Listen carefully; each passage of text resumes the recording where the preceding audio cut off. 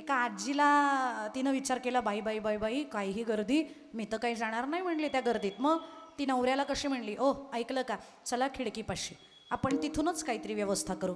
तिथं गेल्यावर ती म्हणली, पाकिट द्या आत टाकायला. त्यांनी सांगितलं, धोतर आहे अगं माझं, त्याच्यामुळं माझ्याकडं कुठलं पाकिट नाही, माझ्याकडेही काही नाही. मग आजी म्हणली, एक काम करा, मीच आज जाते, मलाच उचला. तुला उचलू म्हातारपणात? अगं चमक भरली तर काय नाही होणार म्हणली, उचला मला. आणि शेवटी बायकोचं न ऐकणं हे पाप कोणताही नवरा करू शकत. कळलं तुम्हाला मला काय म्हणायचं ते? त्याच्यामुळं बाबांनी कसं बसं त्यांना कणहत कणहत उचललं. आजी निम्म्या आतमध्ये गेल्या, पण कुटाणा असा झाला, अर्ध्यात गेल्या आणि वरची ती खिडकीच खाली आदळली. आजी विव्हळल्या, अगा अगा अगा अगा, हिला आत्ताच पडायचं होतं. पण बाबा घाबरले ना, मेलो म्हणले. आता म्हातारी जर पडली तर ती काही मला व्यवस्थित जगू द्यायची नाही, तुमच्यामुळं पडले, आयुष्यभर उरलेलं मला ऐकावं लागेल. मग धरा पाय, ओढा बाहेर. पाय धरले आजींचे आणि बाहेर जोरजोरात ओढायला लागले. पण तितक्यात एसटीत आत चढलेल्या माणसांनी तो प्रकार बघितला आणि ते घाबरले. आजी जर बाहेर पडल्या तर बाहेरची लोक म्हणतील की आतल्यांनी आजीला ढकललं की काय, त्याच्यामुळे आजी बाहेर जाता कामा नये. धरा आजीला आणि ओढा आत. आतल्यांनी धरले हात आणि ओढलं. आतले आत ओढतायत, बाबा बाहेर ओढतायत. आजी म्हणली, तुटले आज, 2 तुकडे करणार ही माणसं माझी, पण आता कुणाला तरी सोडलं पाहिजे. मग ज्याच्यासाठी अट्टहास केलाय ते का जाऊ देता? म्हणून त्यांनी अशी जोरात किक मारली बाबांना. बाबा धाडकन खाली पडले. आजी सळकन आतमध्ये गेल्या आणि खुर्चीवर व्यवस्थित बसत मग डोकं बाहेर काढून म्हणतात, अहो लवकर या, मी जागा पकडली बरं.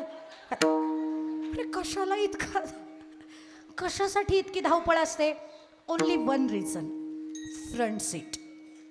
प्रत्येकाची जी झुंबड असते आणि आत जाणारी जी गर्दी असते ना, त्याला एकच अपेक्षा असते, चालकाच्या जवळचं सीट आम्हाला बसायला मिळलं पाहिजे, स्थान चालकाच्या जवळचं पाहिजे. का? चालकाच्या जवळ असल्यावर 2 फायदे होतात, 2 टाइप्स ऑफ बेनिफिट्स.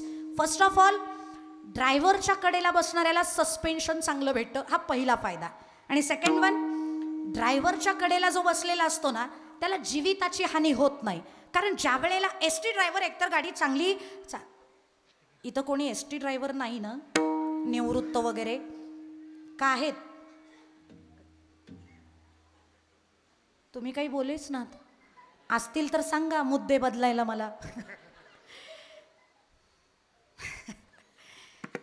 एसटी ड्रायव्हरच्या कडेला बसणारा माणूस आहे ना, त्याला माहिती असतं ज्या वेळेला ड्रायव्हरला कळतं आता ॲक्सिडेंट होणारच आहे, गाडी एकमेकांना धडकणारच आहे, त्यावेळेला ते ड्रायव्हर बरोबर कट मारतात, आपली बाजू सेफ करतात, पाठीमाग. त्याच्यामुळं त्या ड्रायव्हर काकांच्या कडेला बसणारी जी 4-5 सीटावरची माणसं असतात ना, ती सेफ आणि सिक्युअर राहतात. आता माझा मुद्दा नीट ऐका, व्यवस्थित लक्ष देऊन. 4 ते 5 तासाच्या प्रवासात जर चालकाच्या जवळ बसलात तर हे 2 फायदे तुम्हाला होतात. 40 ते 50 वर्षाच्या आयुष्याच्या प्रवासात जर या जगत चालकाच्या जवळ बसाल तर हे 2 फायदे तर तुम्हाला करवून देणार की नाही बोला. जगाचा चालक माझा पांडुरंग आहे हाती सूत्र विठोबाच्या, त्याच्याजवळ बसा, तो तुम्हाला सस्पेन्शन चांगलं देईल. सस्पेन्शन म्हणजे अलगद उचलून धरेल तो तुम्हाला. आत्तापर्यंत कित्येक तरी संतांना उचलून धरलाय, काही सगळी कामं त्यानं केलेली आहेत, आपली पण करेल. पण भजन करा, त्याच्याजवळ जा, तो तुम्हाला क्षीण होऊ देणार नाही, हा पहिला फायदा. आणि दुसरा फायदा, त्याच्याजवळ जर जाल ना तर यमाला तो अगोदरच इंटिमेशन देईल, त्यांच्या गावाच्या शिवेला सुद्धा जायचं नाही, नका जावं तया गावा नामधारकाच्या शिवा, नका जावं तया गावा नामधारकाच्या